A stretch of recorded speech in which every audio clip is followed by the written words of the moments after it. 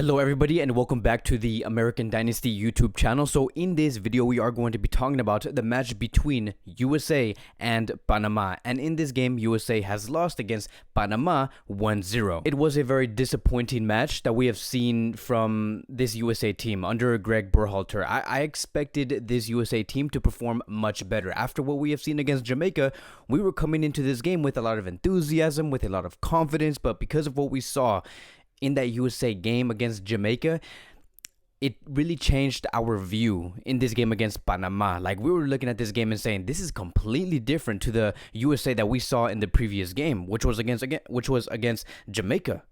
And I think that this USA team needs to have more consistency. And I'm going to be speaking on that consistency part later down this video, because what we are going to be doing in this video is talk about the 4 takeaways, right? What have we learned from this match?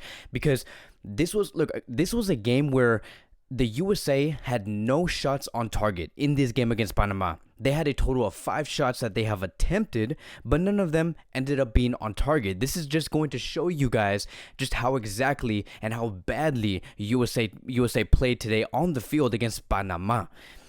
This is, like, when it comes to the total shots, right? The 5 shots on target, that is the lowest amount of shots attempted if you were to compare that to the last 28 World Cup qualifying games. That is something that USA needs to improve on, because if we're only going to be taking 5 shots against Panama, who is not one of the best teams in the World Cup qualifiers, then what are we doing here? And in this game, USA actually conceded an own goal coming from Zardes, and so Panama didn't necessarily score. I just hate the fact that USA couldn't find any solution afterwards. I felt like we could have found that solution, but we didn't in the end. So we are going to go into the 4 things that we have taken away from this game, and we're going to be starting with the lineup. That is going to be point number 1, the lineup. This was a very similar squad, right? Similar vibes to what we have seen in that match against Mexico, which was about a month and a half ago in that Gold Cup final. You can get and see what Berhalter was going for, but I think that in this first half it was disastrous. I think that many of us did expect, and Greg Berhalter actually expected, the exact same game USA played against Mexico. Because again, like, this starting 11 that we're seeing here, it's you can see some elements, right? You can see some players that were playing against Mexico, and so I think that is what he was really going for. But in the starting 11, there was just no creativity shown in the first half. There was a huge setback in that first half, which was look, the USA team, right? This starting 11, I felt like in this first half, we were really trying to set ourselves back, right? Playing in a 4-1-4-1 defensive unit. That is basically what we were doing in the first half. We allowed Panama to come to us, to attack us, and that is why we found very little solutions. And because Panama had the majority of the amount of opportunities, the fact that they have holded most of the possession in the first half, USA looked like a dead team. And if we look at the average position coming from USA here, we can see that there's just no attacking presence. Like, why is the midfield and the forward line so congested together? Like, there was no wing players. You cannot see that there was a left winger on the left side. You cannot see that there was a right winger on the right side. We let Panama go over USA, right? They allowed Panama to play whatever they wanted to play. And I get it, right? It's like, I could just have a feeling that Greg Berhalter is fantasizing about using MLS players. Like, I don't get why we always have to use 90% of the MLS players that we have in our squad list into the starting 11. I don't get that, right? Because you can clearly see that there has been many MLS players in this squad list that are favored under Greg Berhalter, which is why we saw them starting in the starting 11. And I get it, right? I get that there is some pros when it comes to starting some MLS players in the World Cup qualifiers, because that is going to deepen our depth in this squad when we actually do go to the World Cup, if we make it. But there's a time and place for that, right? It's a specific way of doing that when you want to allow MLS players in the starting 11. In the previous game against Jamaica, we had players that were not from the MLS. We had players that were in Europe, and that is why we came out with a 2-0 result. This thing is not like we're in the gray area. It's very black and white. We know what works and we know what does not work. Going on to point number 2, and that is going to be about Timothy Weah's disappearance. I think that Timothy Weah's disappearance in this game against Panama, it really did hurt USA.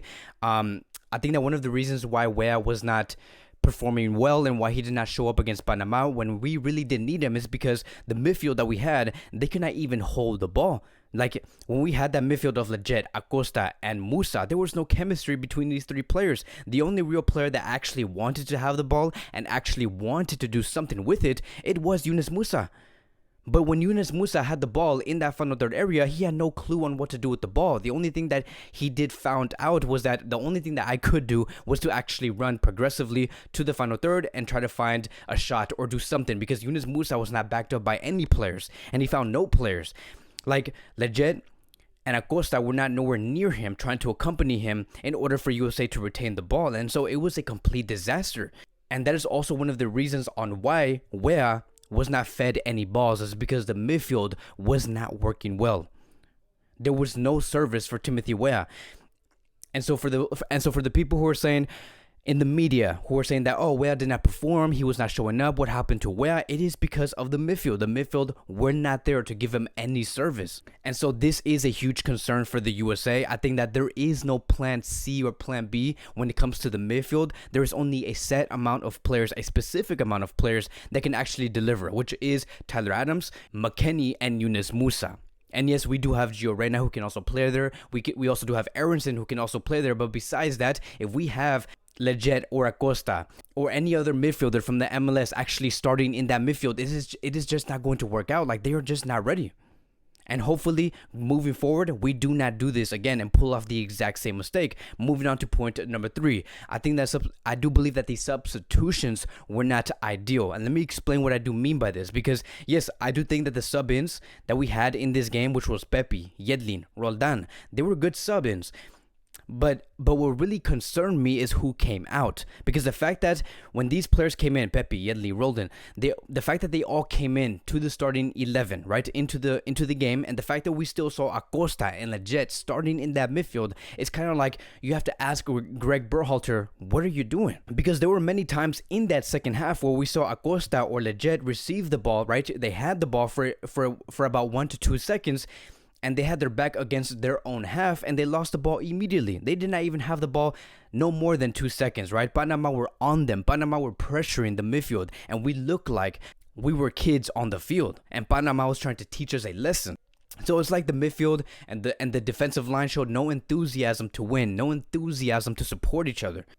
So it is quite clear that Greg Berhalter was trying to do something different. Like, he actually looked like he came with a plan, but I feel like that plan did not end up working. Like, it is clear, like you changed this starting 11 compared to the Jamaica one for a reason, right? It is so black and white. Like you can really see that he was trying to do something, but we do not even know what he was trying to do. And I don't even think that we're going to find out in the future what he was trying to do in this game. I have no idea.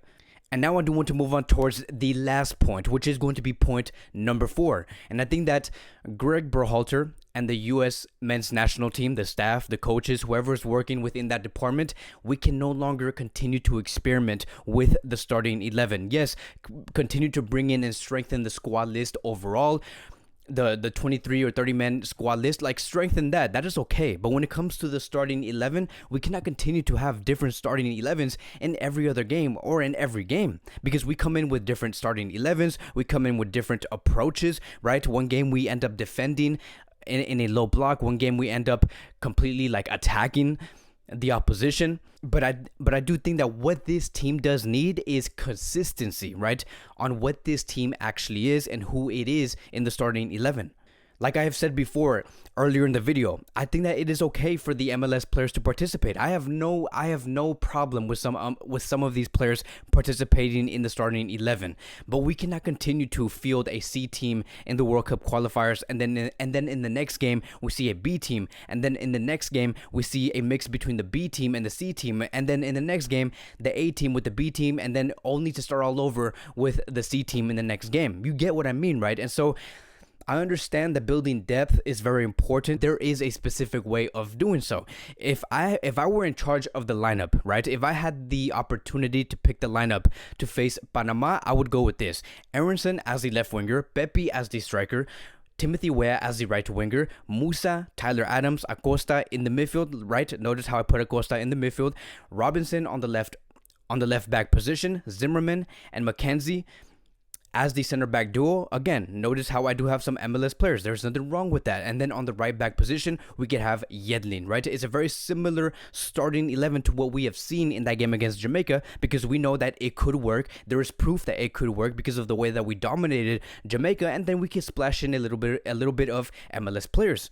There is consistency within the starting 11. That is the way that Greg should be moving forward, and we would have no problem.